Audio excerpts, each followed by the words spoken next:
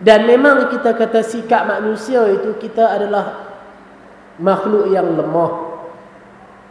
Hari ini kita belajar, kita pegang dengan 2-3 dalil, kita pegang dengan 2-3 isi. Mengaji hari ini boleh ustaz tu kata lagu ni, lagu ni, lagu ni, lagu ni, lagu ni, lagu ni.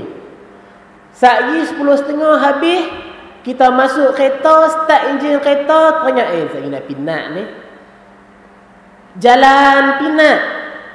Dia bukan tercecer, tapi dia mula nak jadi kabuk-kabuk dah. Dia mula nak jadi nak hilang-hilang dah. Sopa air dia nak jadi cayang. Pergi dekat nak. Weh, apa kawan ni noh? Lagu ni, lagu ni. Ambil surat khabar, dia duk cerita tentang apa? Dia duk cerita tentang Anwar Ibrahim ke, Najib ke, apa mana-mana ke. Lepas tu mulut kita pula duk menyampuk. Dia ni jahat ni, dia ni tak betul ni, dia ni. Kita tak tahu hitam putih. Kita tak tahu hak mana betul, hak mana yang tak betul. Tapi kita pun nak jadi pinggan tambah. Kita pun nak jadi pengulas juga. Yang nak tolong komen.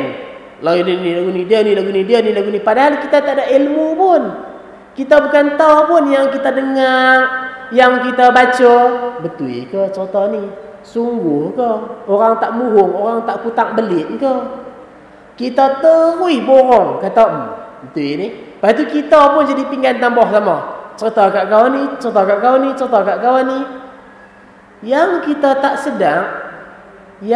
tak sedang, mulut kita tu, dia tumpang saham. Dia tumpang saham, betul ke tak betul apa yang kita kata. Bila jadi satu-satu kes, contohnya kes mahkamah ke, kes apa-apalah, kita baca dekat surat khabar, si fulan dituduh sekian, sekian, sekian. Si fulan ditangkap sekian, sekian, sekian. Kita dah baca lagu tu, kita pula jadi pinggan tambah. Dia ni memang jahat, dia ni memang tak betul. Orang kata dia ni memang patut pun kena lagu ni. Orang kata. Tapi pada kita sendiri ada tak ilmu yang jelas? Betul ke tak betul apa yang kita dengar tu? Betul ke tak betul apa yang kita terima? Hadis Nabi pun orang boleh reka-reka jadi bohong. Hadis Nabi, peniaga yang jual terung, dia nak bagi terung dia tu laku, dia reka hadis apa makan terung, Nabi kata jadi kuat, contohnya. Padahal tu bukan hadis, tu adalah pembohongan atas nama Rasulullah. Orang yang jenis nak bodek-bodek pemimpin, contoh waktu zaman sahabat dulu ni, nak bodek Ali, nak bodek Muawiyah, dia reka hadis lain pula. Siapa yang kawan baik dengan Muawiyah, dia dapat lagu ni, lagu ni, lagu ni. Siapa yang kawan baik dengan Ali, dia dapat lagu ni, lagu ni. Padahal Nabi tak kata pun. Kalau hadis Nabi pun orang boleh reka muhung, apatah lagi cerita yang bukan hadis Nabi, yang langsung kita kata tak ada kaitan apa pun. Lagilah kita kata merajalela pembohongan-pembohongan dan kedustaan-kedustaan. Sebab itu Allah kata, Allah berfirman, la taqfu ma laysa laka bihi ilmun. Jangan kamu ikut apa yang kamu tidak ada ilmu tentangnya. Jangan kita kata apa yang kita tak tahu, apa yang kita tak ada ilmu. Jangan kita jadi pinggan tambah apa yang kita hitam putih dia kita sendiri pun tak jelas. Benda ni lagu mana? Cuma apa yang mata kita nampak, apa yang telinga kita dengar, apa yang mulut kita tu baca, terus kita pi hukum, terus kita pi goreng, borong sekali lagu ni, lagu ni.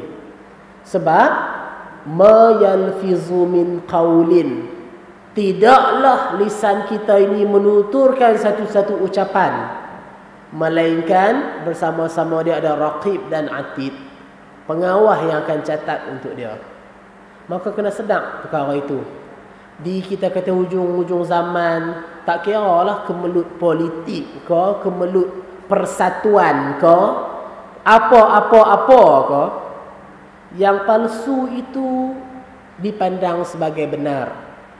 Yang benar itu dipandang sebagai satu kepalsuan, kebohongan. Yang ni Rasulullah cerita dah kat kita. Di ujung zaman itu orang yang berbohong dikatakan orang yang jujur. Orang yang jujur dikatakan orang yang dusta. Bohong. Itu keadaan di akhir zaman. Nak selamat daripada kecelaruan yang macam ni, Rasulullah kata baliklah kepada sunnah aku dan sunnah khalifah-khalifahku yang terpimpin. Makna cara Rasulullah, cara para sahabat ni macam mana? Mana hitam putih dia? Mana dasar dia daripada Quran? Mana dasar dia daripada hadis Rasul? Ini sekian. Yang ni yang kita ikut. Jadi bila kita ikut panduan apa yang disebut dalam Al-Quran, dalam hadis Rasul sallallahu alaihi wasallam, kita akan selamat daripada kancah porak-poranda ini. Jadi yang mana tuan-tuan puan-puan, saya nak sebutkan lisan kita tu, dia main peranan. Jadi apa yang kita jelas, kita kata. Apa yang kita tak jelas, apa yang kita masih samar-samar, kita jangan jadi pinggan tambah. Sebab apa? Sebab apa yang kita tuturkan itu nanti, dia akan dipertanggungjawabkan pada kita. Kalau fitnah yang kita sumbang pada dia, fitnah lah yang nak boleh celaka dia pada kita. Tapi kalau kita kata amal ma'ruf yang kita sumbangkan pada dia, alhamdulillah, insya-Allah kebaikanlah yang akan jadi, kita kata habuan bagi kita. Pahalalah yang akan menjadi habuan bagi diri kita. Jadi yang ni yang mana tuan-tuan puan-puan, kalau kita bacalah satu hadis Rasul sallallahu alaihi wasallam, hadis yang diriwayatkan oleh Imam Bukhari dan juga Muslim. Satu panduan yang kita kata ringkas juga Nabi ajak dekat kita ni. Satu panduan yang ringkas. Senang kita kata untuk nak buat. Cuma kita yang tak mampu nak buat. Nabi kata, "Man kana yu'minu billahi wal yawmil akhir falyaqul khairan aw liyasmut." Nabi kata, sesiapa yang beriman pada Allah dan hari akhirat, falyaqul khairan, hendaklah dia mengatakan perkara yang baik, perkara yang elok, aw liyasmut, ataupun dia sengak, dia diam. Tak usah duk kata apa. Bila kita diam, mulut tu memang tak buat dosa dah, pasal kita diam. Jadi dua tu yang Nabi bagi. Siapa yang beriman pada Allah dan hari akhirat, hendaklah dia mengatakan perkara yang baik ataupun dia diam. Mengatakan perkara yang baik ni makna apa? Mengajak pada yang makruf, mencegah pada yang mungkar. Tu kata perkara yang baik lah. Ni, jangan duk lewat-lewat waktu solat ni, tak elok. Ni, jom kita pergi solat jemaah. Tu perkara yang baik tu. Ajak orang buat makruf, cegah orang daripada buat mungkar. Ni, pakai tak boleh pakai. Yang ni syirik. Tu perkara yang baik. Nasihat orang, kita sebut perkataan yang baik, tu adalah perkataan yang baik. Kalau kita tak boleh nak sebut perkataan yang baik, kita sengak, kita diam. Hak tu kita kata jalan yang Rasulullah sebutkan. Dan jalan ini bukan kita kata pilihan dak. Ni bukan kata pilihan. Dia kena cakap yang baik ataupun dia diam. Kalau tak mau dua-dua tu ada tak hak lain? Tak. Dia bukan pilihan hak ni. Pilih sama ada dua je, berkata yang baik ataupun diam. Kalau ambil pilihan yang ketiga, ambil pilihan yang keempat, jahanam. Sebab apa? Sebab Rasulullah bagi syarat kat sini. Siapa yang beriman pada Allah dan hari kemudian, dia kena kata perkataan yang baik ataupun dia diam. Maknanya A ke B tu tanda dia orang yang beriman. Kalau kita pilih A ataupun B, berkata yang baik ataupun diam, itu masih tergolong dalam beriman pada Allah dan hari akhirat. Tapi kalau pilih C, pilih hak D, itu bukan dia dah. Serupa macam Nabi ajak, Nabi kata, kalau kita berselisih tentang sesuatu perkara, kita bercanggah pendapat tentang sesuatu perkara, kita khilaf dalam sesuatu perkara, Nabi kata, kembalikan masalah tersebut kepada Allah dan Rasulnya. Jika benar kalau betul kamu beriman pada Allah dan hari akhirat. Hak tu pun Nabi letak syarat kat situ tu. Makna kalau kita bergaduh, bertingkah, berbeza pendapat, khilaf sesama kita, masalah yang kita hadap tu, rujuk balik dalam Quran. Apa dasar yang Allah letak? Rujuk dalam hadis. Apa dasar yang Nabi letak? Ambil apa yang Quran kata. Ambil apa yang hadis Nabi kata. Kalau betul kita beriman pada Allah dan hari akhirat. Kalau tak beriman pada Allah dan hari akhirat, ambillah cara-cara hak lain. C, D, E, F, apa semua-semua tu. Tapi kalau kita beriman pada Allah dan hari akhirat, kita akan cari A dengan B. Apa yang Nabi kata tu. Rujuk kepada Quran, rujuk kepada hadis Nabi SAW. Sama juga macam dalam hadis ni. Nabi letak dia punya syarat dia tu. Siapa yang beriman pada Allah dan hari akhirat, dia kena kata perkara yang baik ataupun dia diam. Hak tu. Jadi jangan kita lupa hadis ni. Jangan kita abaikan dia. Sebab kita kata Islam ni, hadis, kalau kita dengarlah kelas-kelas pengajian agama, hadis yang ustaz-ustaz baca banyak. Ayat Quran yang ustaz baca banyak. Dalam sejam tu ada 5-6 hadis. 5-6 ayat Quran.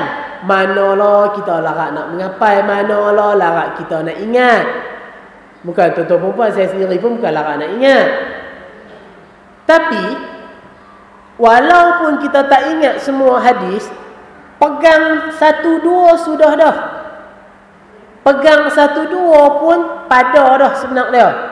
Sebab yang lain tu yang sebenar dia mencakup antara satu sama lain. Macam kalau kita pegang hadis Nabi ni, siapa yang beriman pada Allah dan hari akhirat, dia hendaklah mengatakan yang baik ataupun dia diam. Beringat hak tu sudah.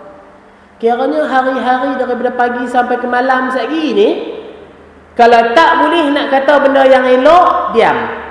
Kalau tak boleh nak kata perkataan-perkataan yang baik, diam. Senang macam tu ya. Kalau kita nak cakap juga mulut kita, bercakaplah perkataan yang baik. Makna satu tu ya, kata kita beramal dengan hadis ni, dia akan bawa kita kepada hak lain lagi daripada pengamalan Islam. Jadi yang ni kita kata indahnya Islam itu beramal dengan satu nas yang sebenar dia akan mencakup dengan amalan-amalan yang lain.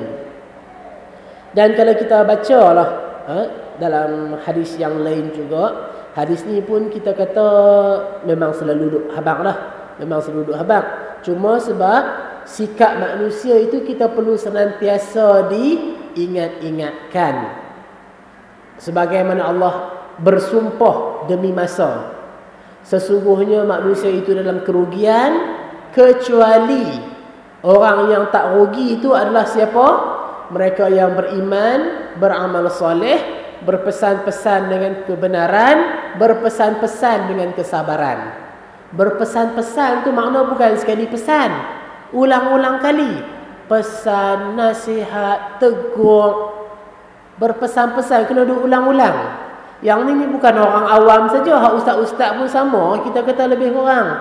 Sebab semua kita ni manusia, tak ada yang membezakan apa pun sikap kita ini. Jadi bila berpesan-pesan dengan kebenaran, berpesan-pesan dengan kesabaran, yang inilah yang kita kena buat.